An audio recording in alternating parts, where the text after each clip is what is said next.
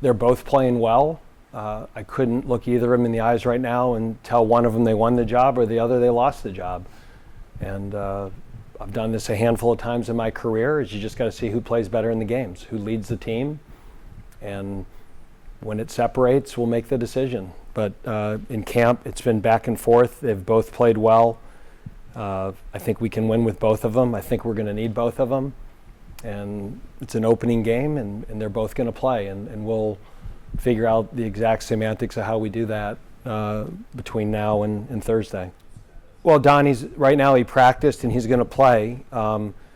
He hasn't practiced a lot this camp. And so we are probably the first game going to start Micah, just because I don't know how many reps Donnie's going to be able to give us, whether it's 30, 35. We're going to somewhat limit him just because he hasn't played in 2 years and he missed a lot of camp. When Donnie is healthy and can play over 50 snaps, he will be the starter. But again, we're certainly rewarding Micah for how well he's playing, but to put Donnie out there for 50, 60 plays after he's missed as much of camp as he has, Mike is going to have to play a good share, and we thought we'd get him out there and give him the first snap, and then Donnie will work into it. Harry had the best camp at tight end. We're going to play Cam too. We've always played two tight ends, whether it's Cam Serenay and Devin Pike and Jack Frudenthal and Chapman, and then Chapman and Blake. Those two will both play.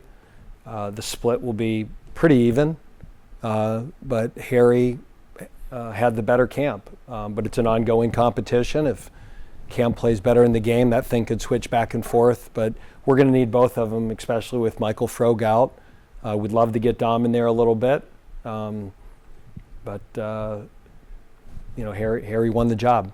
And I would say that if you watch defense, Devon Patterson, he's one of our 11 best players.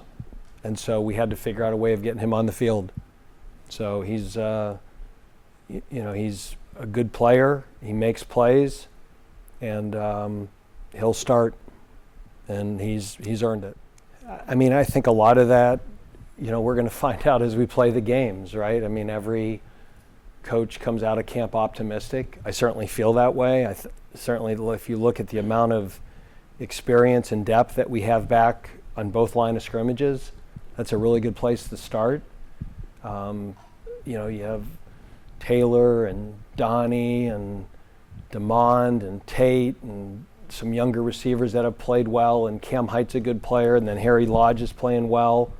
And so, I think this is a team that, I think we're in good shape. I think we're going to have to improve as the season goes on. And there's a different dynamic to college football now, right? So we're going to play a bunch of teams here that have some pretty high payrolls. And we're going to have to play really, really well in those football games. And so, I've had teams that, you're in trouble. And I've had teams that, if you just show up, you're probably going to win 8 or 9 games. And then there's those teams in the middle that, do we play clean? Do we take care of the football? Do we not beat ourselves? And do we get better as the season goes on? And some of those teams have pretty special seasons. And I think that's the challenge for this team. I just think the start of every season, right, is just like you've been hitting yourself in spring football and fall camp, and to just be able to start seeing what you have. Like, you go into a lot of years and you think this is your team and this is what you're good at and these are your areas of concern. And then once you start playing the games, a lot of times those things change. And I think part of the thing that we take pride in as a staff is our ability to adjust and to always play to our strengths. And now we start finding out what those things are. So that's, every year it's that mix of excitement, and you got the butterflies and the anxiety, and it's what makes this sport such a great sport. I want to see us play clean. Like I told our team, the other day when we introduced North Carolina A&T, that I want to go out there and I don't want to see us have pre-snap penalties. I don't want to see us miss a line. I don't want to see us fumble the football. We did those things against Elon last year, and that game became a game into the fourth quarter. And I just want to go out and I want to see us play clean football. Again, anytime you play a team that gives scholarships, they're going to have good players. I mean, the cornerback Prunty, he's an NFL prospect.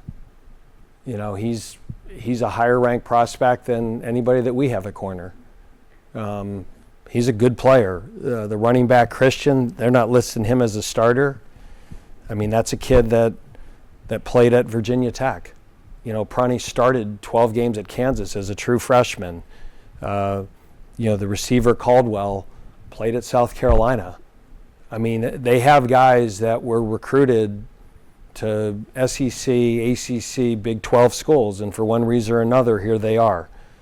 You know, now they don't have that at every position across the board, but anytime you play an FCS team, you know, they have players that would play for us and probably play for most teams in the ACC.